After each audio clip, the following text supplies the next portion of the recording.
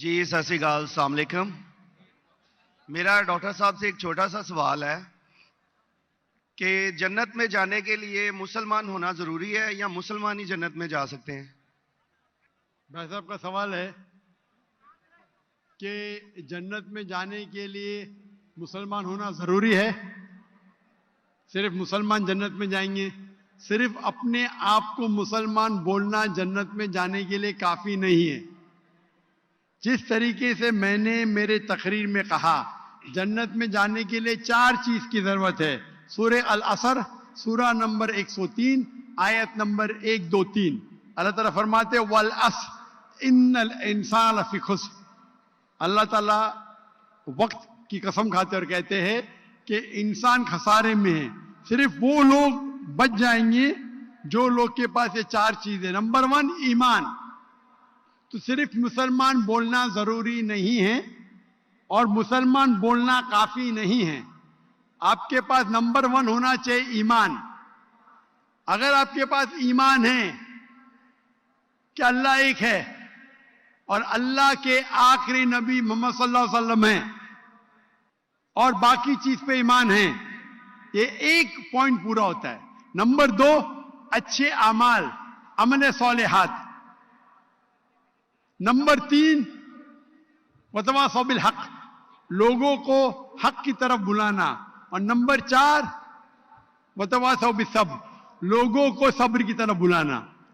تو اس آیت سے ہمیں پتہ لگتا ہے کہ جو آدمی، جو انسان اللہ کے علاوہ دوسرے اور کی عبادت کرتا ہے وہ غلط ہے، وہ جنت میں کبھی بھی نہیں جائیں گے۔ اور یہ سارے کتابوں میں لکھا ہے، ساری مذہبی کتابوں میں، چاہے بائبل ہو، اولڈ ٹیسٹمنٹ ہو، نیو ٹیسٹمنٹ ہو، دھما پڑھ ہو، بدھسٹ کی کتاب ہو، وید ہو، سارے میں لکھے ہے۔ اگر آپ پڑھیں گے گرو گرنتھ صاحب، اس کے اندر سب سے پہلا والیوم، سب سے پہلا جلد، سب سے پہلا چیپٹر، سب سے پہلا ورس کو کہتے ہیں جاپو جی، اسے کہتے ہیں جاپو جی۔ اس میں لکھا ہے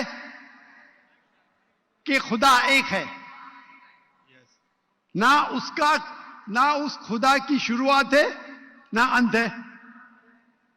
وہ خالق ہے، وہ مالک ہے اور اس کے جیسا کوئی ہی نہیں ہے۔ اگر آپ دیکھیں گے یہ ملتا جلتا ہے سورہ اخلاص کے ساتھ۔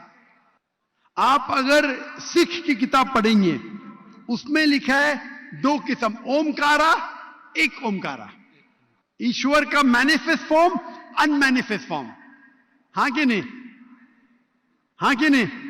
تو اگر آپ پڑھیں گے اور دیکھیں گے کہ خدا کے کئی نام ہیں، کہا جاتا ہے ستہ نامہ، ہولی نیم، پروردگار۔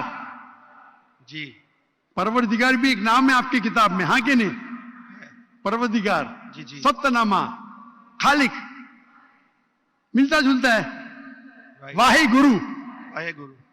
لیکن اگر آپ عمل کریں گے، اگر آپ شرک نہیں کریں گے، اللہ کے علاوہ کسی اور کی عبادت نہیں کریں گے، اگر آپ کی کتاب میں اکثر یہ بات ہوتا ہے کہ جو اپنی مذہبی کتاب میں لکھا ہے اکثر لوگ اس پہ عمل نہیں کرتے، اور یہ بات مسلمانوں پہ بھی ہے۔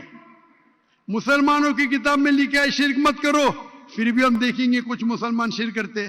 تو اگر قرآن میں لکھا ہے شرک مت کرو اور آپ شرک کریں گے اور کہیں گے میں مسلمان ہوں تو جنت میں نہیں جائیں گے۔ آپ سمجھ رہے بھائی صاحب؟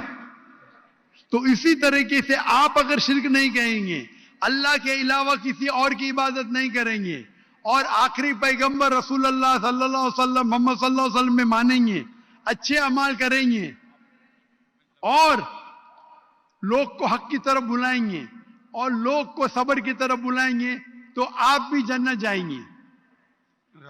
Hope that answers